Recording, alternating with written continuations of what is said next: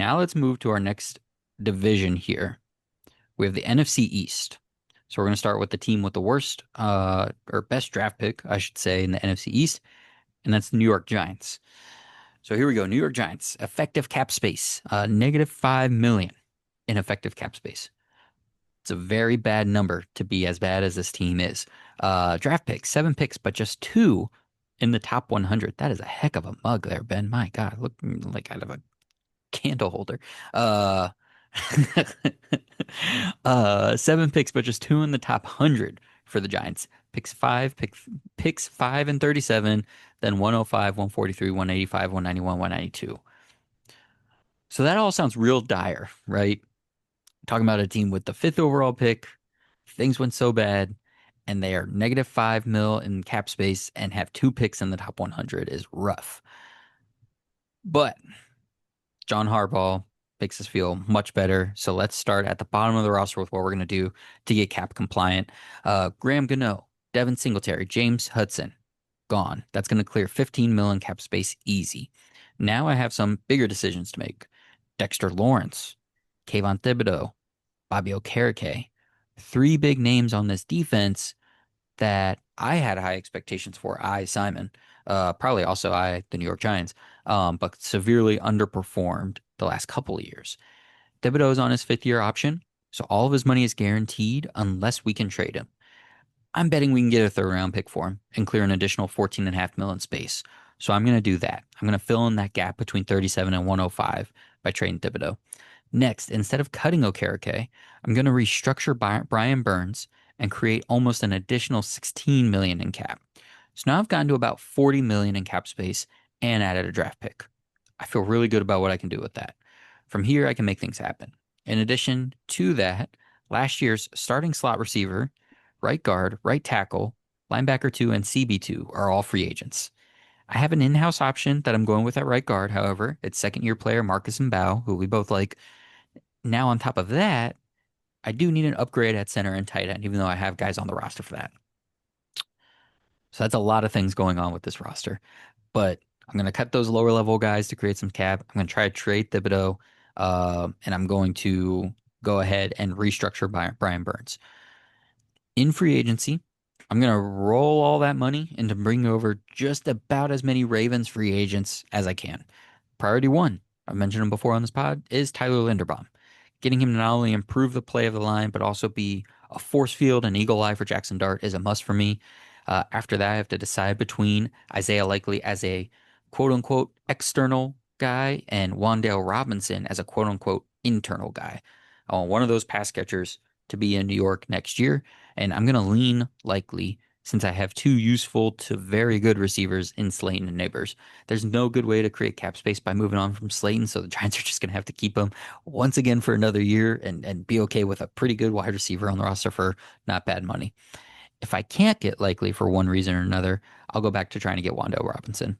Um, and listen, this is one of those things where we don't know how Likely actually feels about Harbaugh. We don't know how he actually feels about the Ravens, so we don't know. Like maybe he's like, great, Harbaugh's gone. I want to stay in Baltimore with Lamar Jackson. Maybe he's like, Todd Monken's gone. Great, I want to stay in Baltimore because I like my apartment. Um, or maybe he's like, man, I loved John Harbaugh, so I'm going to go to New York no matter what. We have, at least I have no idea. So I don't know, but I'm going to go after him either way. Um, After that, some other Ravens that I'm interested in. Uh, Here are all their other free agents: Daniel Faalele, Kyle Van Noy, Keaton Mitchell, Charlie Kolar, Brent Urban, Patrick Ricard, Ardarius Washington, and Aloy Gilman. Marlon Humphrey is also a potential cap casualty for Baltimore this season. From this list, Van Noy as a Thibodeau replacement is a high priority. Get him as a number 3 for his play on the field and ability to mentor Abdul Carter. I love that.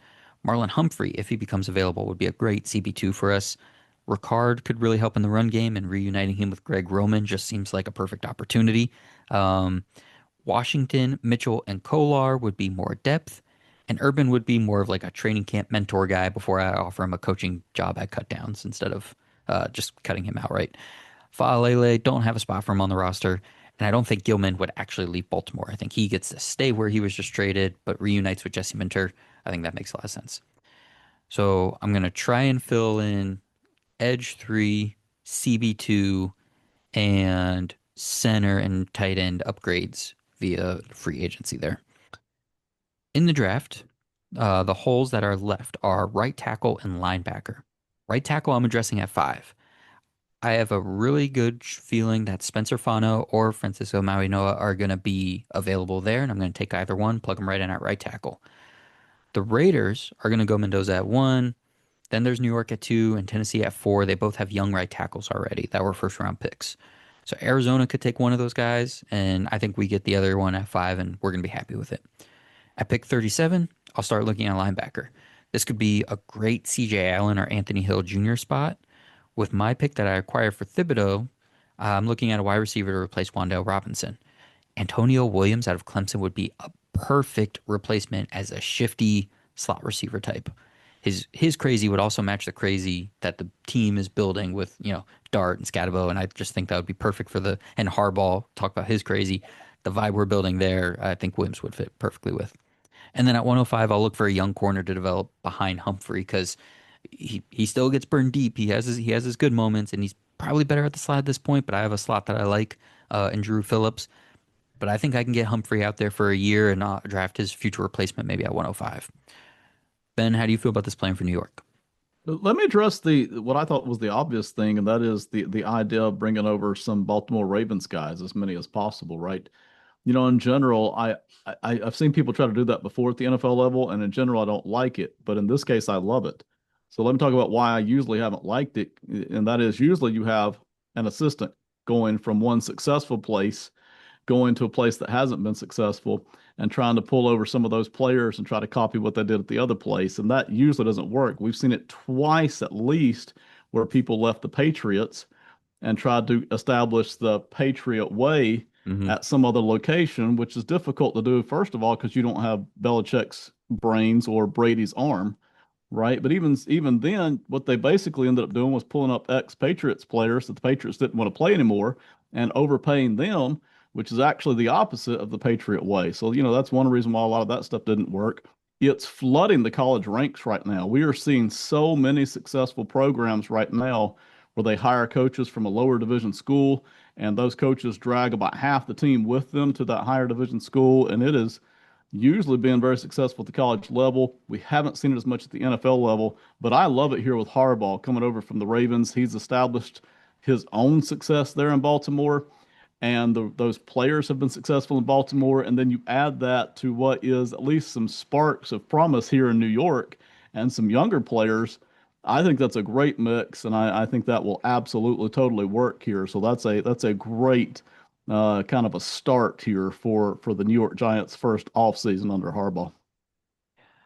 If you're the Giants, are you hoping for Fano or Maui Noah at five? I'd rather have Fano myself.